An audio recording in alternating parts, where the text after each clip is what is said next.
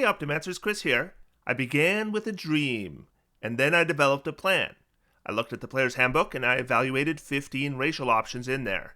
Then Morning Cadence presents Monsters of the Multiverse and 33 more racial options, so many I had to divide it into 2 videos. Then setting books, including Spelljammer, Wildemount, Ravnica, Eberron, and the Sword Coast, and it was 17 more. Then the bits and pieces that were left over. There were lineages, charity projects, Fizbans, Tashas, Acquisitions Incorporated, Dragonlance, Theros, and Strixhaven, with 14 more racial options. Then I did the what if racial options, which were the dragon marks from Eberron, as well as some legacy content for 16 more. That's 95 racial options I evaluated over 6 videos. I am creating a playlist for all of them in case you want to revisit them at some point in the future. Now, there was one unfortunate event that happened during this series, and that is there was a viewer in Albany, New York, who was watching the rankings for the settings video when they had a package run over by their son who was learning to drive. And the unfortunate thing is, it's something they could have prevented. They were watching the video late because they weren't a subscriber to this channel, and so it wasn't in their subscriber feed, so they caught it later, and it happened to be when the son was driving up the driveway. And it's really too bad because it would have been so easily preventable. So to make sure that your packages remain safe, it's probably a good idea to make sure you're subscribed. It's possible that I might revisit this exercise for the playtest races for 1D&D, or Edition 5.5, or the Player's Handbook 2 Electric Boogaloo, or whatever we end up calling it. I can't imagine we will ever call it the 5th Edition Player's Handbook, but not the first 5th Edition Player's Handbook, the second one that came out in 2024. That's not going to happen. But for now, I'm wrapping up the series with the biggest surprises, as well as the things I've learned, or maybe that I would have done differently if I was to start this whole thing over again. I'm going to start with what I was surprised by. Here's the list I drew up in about 10 minutes before I assigned a single point to any feature that I showed in my series preview video. And here's the list after many hours of assigning points and doing the math. So what ended up being a surprise? First, I'll say that for most races, there were no surprises. There are over 50 races on this chart that placed within 10 spots of where I had them on my gut instinct chart. And considering there's 79 races total, I figure coming within 10 positions is actually pretty close.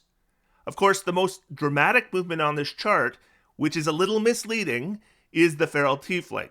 That's because I didn't rank the Winged Tiefling on my initial chart, so that doesn't really mean anything. However, there were some definite surprises. The races that fell the most spots were the Turtle, which fell 24 positions and 2 tier levels from A to C.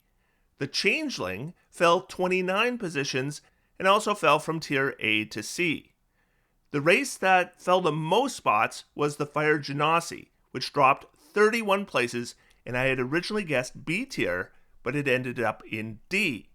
These may have all been surprises, but I'm pretty satisfied where they all ended up. There's things like the relative weakness of the Fire Genasi's free spells that I hadn't really considered enough until I completed this exercise.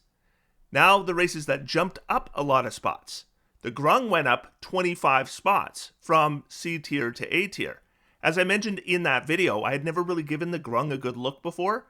Poison immunity and poison skin are features that are really standout features.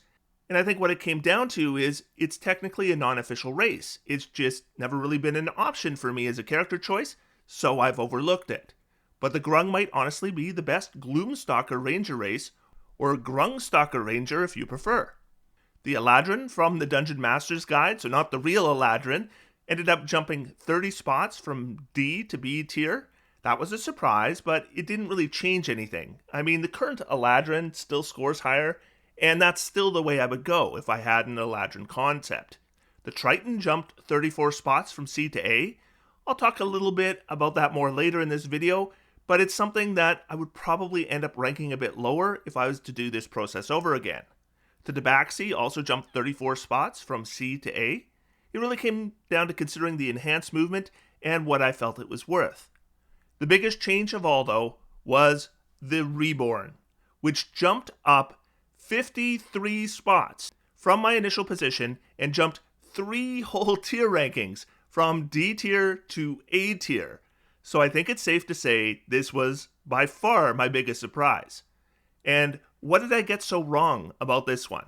Well, I think it's because I look at this list and nothing jumps out to me. There's a couple skill proficiencies, a skill check D6 boost, poison resistance. This is all decent stuff, but it's also all pretty run-of-the-mill stuff.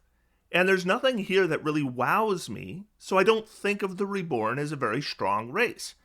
I think what I missed is just how much run-of-the-mill stuff is here, and it adds up. So Deathless Nature alone ended up scoring 64 points. That is more points than I gave Phase Step or Bonus Action Flight. And it's not that anything here is all that good, it's just there are actually 7-point earning mini features in Deathless Nature, and you put them all together, and it's 64 points. So those were the biggest surprises. Now I want to address some of the criticism I received over these videos. One criticism is that assigning point values, then just adding them up, doesn't take into account how features synergize or fail to synergize with each other. And this is a totally valid point. And I will say it is something I was aware of going into this series. Figuring out how to account for synergy wasn't something I didn't think of, it's something I abandoned. It's something that would have been really, really hard to apply consistently across 79 races, even if I had come up with a way to assign points for it, which I didn't. However, there's no question how features synergize with each other not being accounted for would change some rankings. Like, the GIF ended up in B tier, and I had figured they would be near the bottom of C tier. But here I think my gut instincts are more accurate than the point system. Like, the GIF got a fair amount of points for their firearms mastery, but they also got a fair amount of points for their hippo build, and I think in both cases I assigned a reasonable amount of points, but hippo build really works nicely for a strength-based build, and firearms mastery works well for a dexterity-based build. And combining these two features into one character that would be able to use them both effectively would be really difficult. And the point system doesn't account for that. I've been asked a few times about allowing players to make custom races by assigning a point total and then letting them choose features that would add up to that value using the point system that I created. And the lack of the point system accounting for synergy is why I think that probably wouldn't work out. The point system doesn't account for how poorly or well features combine, but players absolutely can. And that would be a highly abusable method of custom race creation. Another criticism I saw mentioned a number of times is that I didn't assign points for the size of the race. I didn't bother assigning points for that because I don't think a race being small-sized is inherently a disadvantage. Yes, they have disadvantage using heavy weapons, but they can also move through smaller areas. They can actually move through large-sized enemies because there's 2 size categories difference. Also, and this is pretty big, they can use medium-sized mounts. So I figure medium and small are of roughly equivalent value overall. But then again, being able to choose between medium and small, which some races can do, is technically an advantage, and maybe that should have been worth some kind of point value. I don't think I would have assigned much though, and I don't think it would have made much difference in the final rankings. Another criticism, and this one was really common, was that elves get access to elven accuracy, and that should have been worth points. Now that would have been a bit of a quagmire though, because if being an elf is worth points, what about being a Dragonborn Fizban's variant with access to Dragon Fear? I had a suggestion that halflings should get points for access to Bountiful Luck. What about Fae or other non-humanoids having immunity to some spells because of their type? I mean, it could have been done. It would have added a fair amount of work, but it could have been done. Though I still don't know what point value I would have put for being an elf. I mean, it definitely provides a good option for a character that utilizes advantage for non-strength attacks, but that is a very specific kind of character. I also think that assigning points to racial type would be really easy to overvalue. Like, sure, your Fae character is immune to a couple spells that would impact a humanoid, but I find the frequency of that coming up is actually pretty small. And it is also a two-edged sword. Like, sure, you're immune to a whole person, but a humanoid is immune to the disadvantage caused from protection from evil and good. So I'm of the opinion it's really not that much of an advantage or disadvantage. But being an elf might be worth something, so maybe that should have been worth some points in retrospect. I think I probably would have assigned less points to it though than a lot of people were suggesting. Of course, there were lots of criticisms regarding the point values that I assigned to pretty much everything. Sometimes viewers commented that I gave something more points than they thought it was worth. Other times they think I didn't give something enough points. And this is, of course, no surprise. I mentioned in the initial video, this is inevitable. We have different experiences and opinions, and I held no illusions that everyone would agree with the hundreds of point values I was assigning. Though in a lot of cases where I would have a point value I assigned to something that is criticized, but even if I assigned the point value that the viewer had thought something was worth, it really wouldn't have affected the chart in any meaningful way. Like for example, should weapon proficiency in rapiers be worth more than 1 point? Maybe. But how much more? 2 points? 3 points? 4? In most cases, we're talking about changes that wouldn't change the tier rankings at all, but maybe move a race a couple places right or left. I had a few criticisms regarding the point values for feats, which I gave 125 points, and I had some comments that it was too high. I have to say that I'm satisfied where Custom Lineage and Variant Human ended up on this chart. There's no way, in my opinion, they should rank anything but S tier. So in retrospect, I'm pretty happy with a 125 point value for a free feat. But if I was to go back in time and do this whole exercise from the beginning, there are absolutely some things I would do differently that would have an impact on where some of these rankings ended up. I came to a conclusion about halfway through the series, and it was too late to change at that point, that I didn't provide a big enough point spread for advantage on saving throws. I gave it anywhere from 1 to 35 points. 1 point was for advantage to saves versus disease, while 35 was going to be for magic resistance. And I ended up breaking that rule with the Vedalken, which I hadn't considered going in, but for the most part I stuck with the 1 to 35 point values. However, I think that the top end should have been higher than 35 points. If I was to do this again, I think the top end would have been 50 points. I was becoming regretful of my 35 point cap about halfway through this series, and it was just too late to change it. I also would have given less to water breathing. That 10 points made quite a difference, and by level 5, there's a decent chance everyone is getting water breathing through a ritual anyways, so I think I scored that too high. Maybe it should have been 4 or 5 points. It's the swim speed that's harder to replicate, so I'm still fine with the 10 points I assigned for that. I also think I overvalued the Fizban's Dragonborn breath weapon. I gave it 30 points, but in retrospect, I probably should have given it 20. I think I was considering how good it combines with the Dragon Fear feat, but if I'm not giving elves points for having access to elven accuracy, then the Dragonborn variant shouldn't be given extra points for a feat synergy either. So I think the Fizban's Dragonborn variants ended up a bit higher on this chart than they would have if I was to start again from scratch. I also probably oversimplified the point values for ability scores. The Custom Lineage +2 got the same value as 2 +1s for the Variant Human, but the +2 is better, and it should have been worth more. Though again, we are talking about the value of synergy of features not being accounted for in this system, since with a +2 and a free feat, you can start with an 18 in your primary ability score as long as you select a half feat, and that's really strong, but that is a synergy of 2 features. Also, there are some races that get a +2 and a +1, while others can either take a +2 and a +1 or 3 +1s. And that probably should be worth more as well because it's more customizable. However, I found that through this process, I definitely learned some things.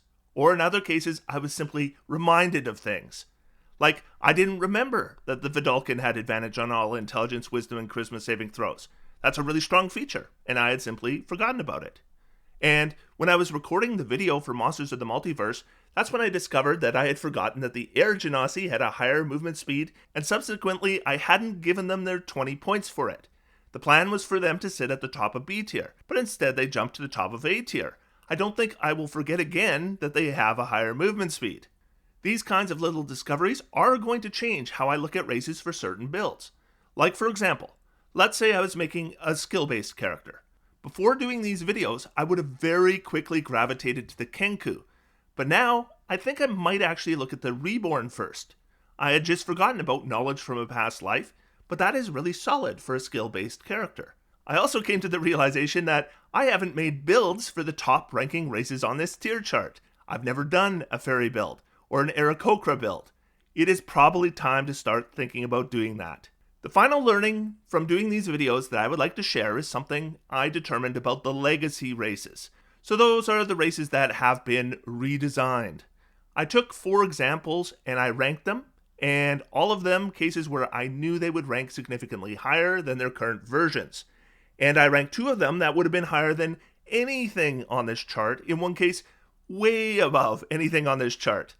But as I was going through those legacy races, I also noticed that some of the legacy races would score terribly. I'll give a quick example. The legacy Kenku would have scored 11 points, far worse than any race on this entire chart.